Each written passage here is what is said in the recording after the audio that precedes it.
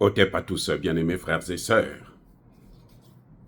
Je vais vous faire une petite remarque. Ça va choquer beaucoup de gens, mais bon, c'est tout à fait normal. Hein? Si on n'observe pas bien les choses, on ne peut pas comprendre ce qui est en train de se passer.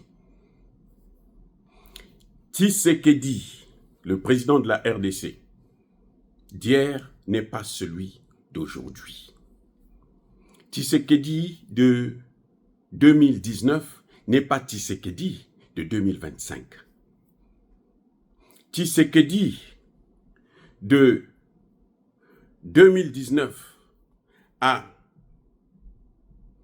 février ou fin janvier 2000, non, février, parce que c'est en février que les troupes sont rentrées à Goma, de février 2025 n'est pas le même que celui d'aujourd'hui.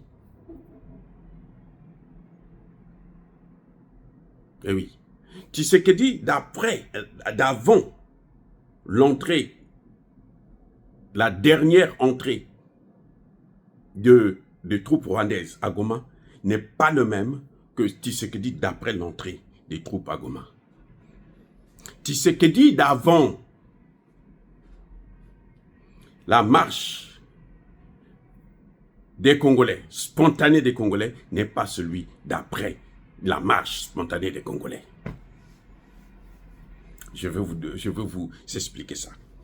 Politiquement parlant, si vous observez bien ce qui s'est passé, jusqu'à l'intervention à Goma, jusqu'à l'entrée des troupes à Goma, Tshisekedi était en train de tergiverser. Il jouait sur tous les tableaux. Hein? Il veut aller avec les BRICS, les Russes, les Chinois et autres. Il garde le pied en Occident et tous les Occidentaux. Donc chacun tire un pied.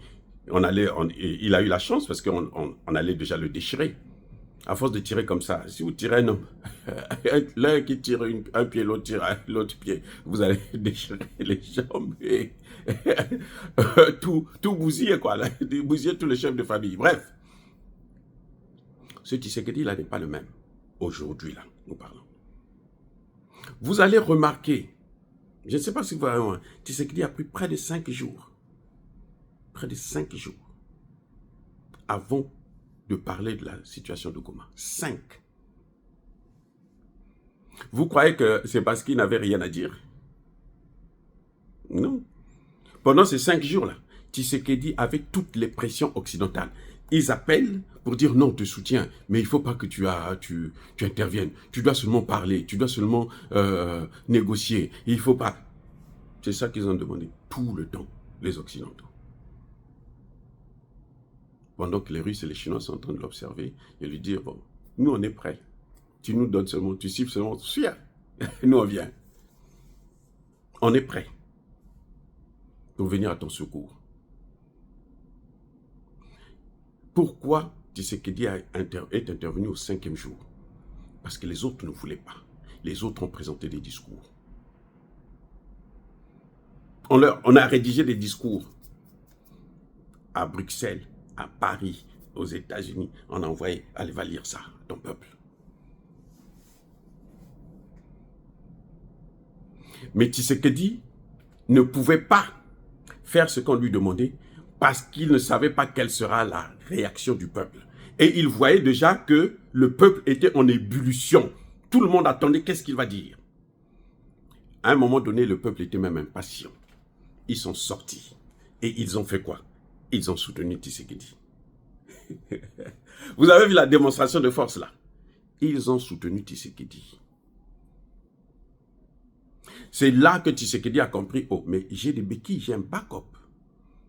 J'ai des gens, si je tombe, ils vont amortir mon choc et pourront me relever. Le peuple. Depuis là, Tshisekedi n'est plus le même. C'est pour ça que quand il revient le lendemain, il présente son discours, eh bien, il ne mâche plus ses mots. Il va droit au but. C'est vrai qu'il veut faire encore, il a encore les séquelles de la manipulation occidentale. Il y en a encore. Mais au fond de lui, là, il n'est plus le même.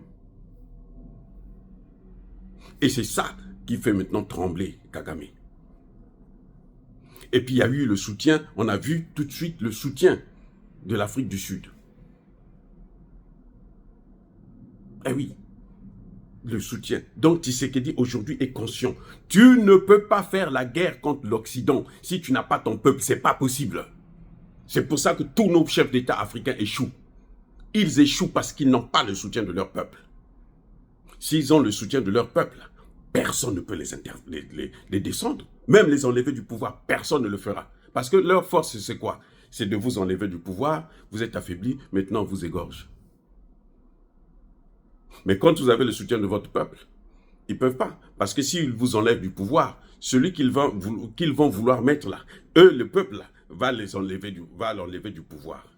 Et ils vont aller prendre celui qu'ils veulent, ils vont remettre là. Et là, ils seront encore plus en colère contre l'Occident. C'est pour ça que lorsqu'une révolution de couleur échoue, mais ça leur fait mal. Vous avez vu la Libye? C'est l'échec de la politique qu'ils avaient menée. Ils ne s'attendaient pas à ce qu'ils auraient deux Libyes.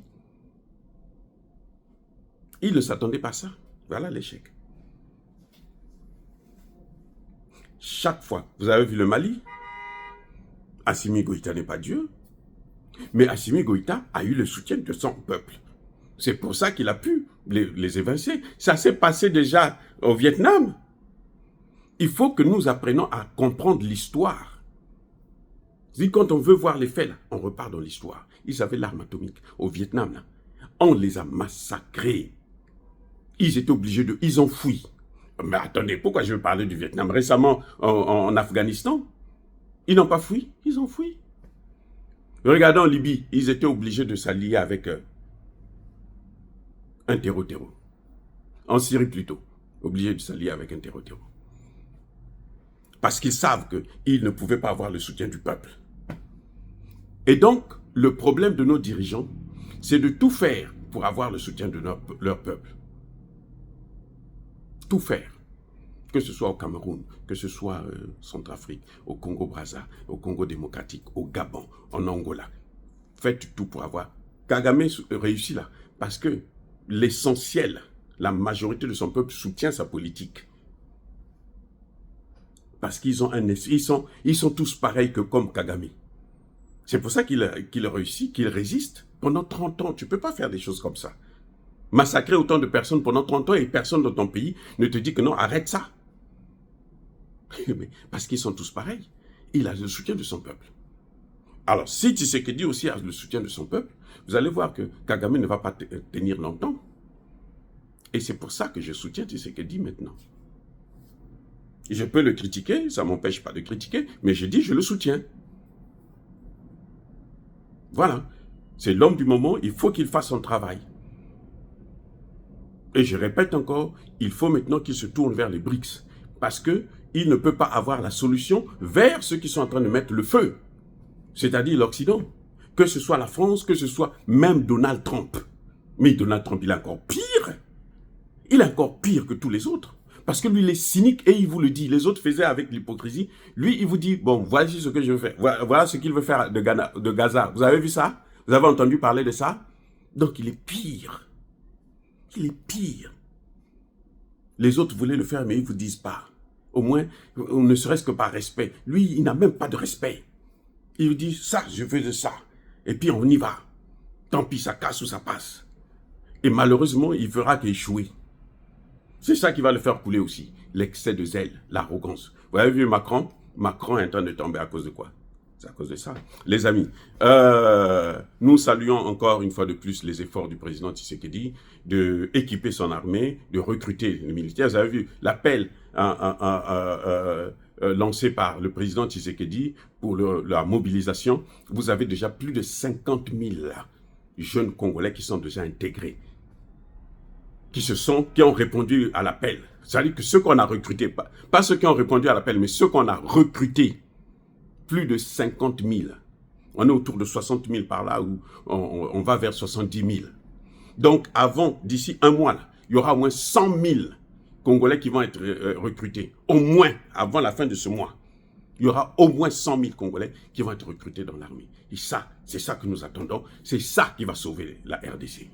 Les amis, soyez bénis, abondamment bénis par le Dieu des Kémites et par nos ancêtres évangélisés, mais que tous ceux qui persécutent le continent africain le pillent et le déstabilisent, qu'ils soient noirs, blancs, chinois, arabes, juifs, indiens ou qui qu'ils soient punis, maudits, foudroyés, neutralisés, écrasés, effacés par le Dieu des Kémites et par nos ancêtres évangélisés. Vive l'Afrique éternelle, j'ai dit et j'assume.